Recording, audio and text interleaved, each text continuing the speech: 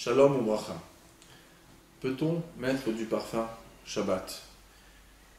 Les décisionnaires ont une discussion sur ce sujet dans le Siman Tav Kuf Yud Aleph dans le Chot Yom Tov, qui concerne autant Yom Tov que Shabbat, nous apporte que de mettre du parfum sur un vêtement qui était très coutume à l'époque du Talmud, ce qu'on appelait le Mugmar, mettre des bonnes odeurs sur les vêtements, ça c'était interdit, ça s'appelle Molid, on fait naître en vérité une odeur nouvelle sur quelque chose, sur un vêtement. Par contre sur la peau, étant donné que la personne transpire et que ça s'évapore assez vite, donc il y a beaucoup d'opinions, que ce soit chez les Sfaradim, chez les Ashkenazim, qui permettent de mettre du parfum sur le corps, si ce n'est pas sur un vêtement.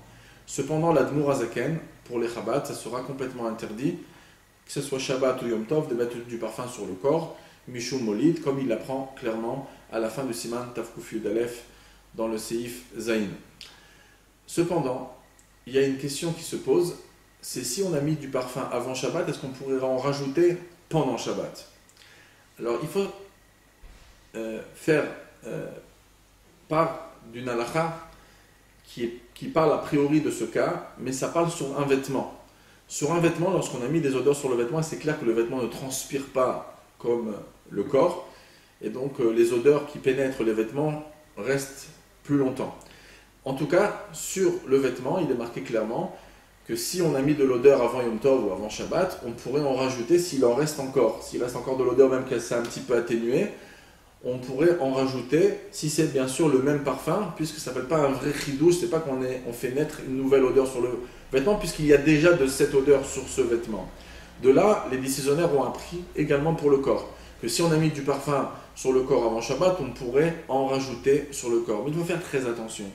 Pourquoi ?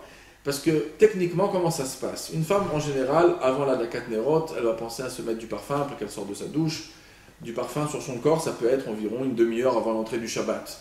La prochaine occasion où elle va pouvoir mettre du parfum, en général, elle va dormir toute la nuit, elle ne va pas se lever d'Afka aux aurores le Shabbat, le temps qu'on se lève, le temps que des fois on fait des brachot, on s'occupe un petit peu des enfants, c'est possible que la femme voudra remettre du parfum, peut-être pour le repas de midi ou bien pour aller à la synagogue par exemple. Alors, minimum, il serait passé environ 14-15 heures. Un parfum, il tient entre 4 et 8 heures. C'est vrai qu'il peut tenir plus si on n'a pas vraiment été actif, pas transpiré. Bon, on est quand même en train de dormir dans le lit, on est sous la couverture des fois, il y a quand même de la transpiration. Donc il faut quand même faire très attention.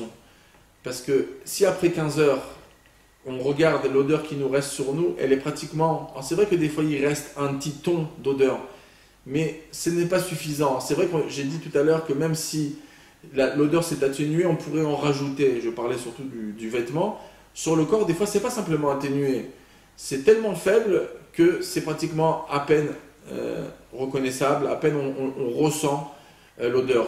Donc beaucoup de poskim, comme ça j'ai entendu clairement du Rav Ashkenazi, et comme quelqu'un m'avait mis le doute, est-ce que Rav Ashkenazi le pensait, j'ai pris contact avec la rabbinite Ashkenazi, sa femme, et elle m'a confirmé que Rav Ashkenazi ne permettait pas de rajouter du parfum dans des cas pareils. Donc il faudra faire très attention à cette halakha. C'est pas après 15-16 heures qu'on peut rajouter du parfum, même s'il en reste un petit ton. Des fois c'est comme panim chadashot, c'est comme renouveler complètement le parfum.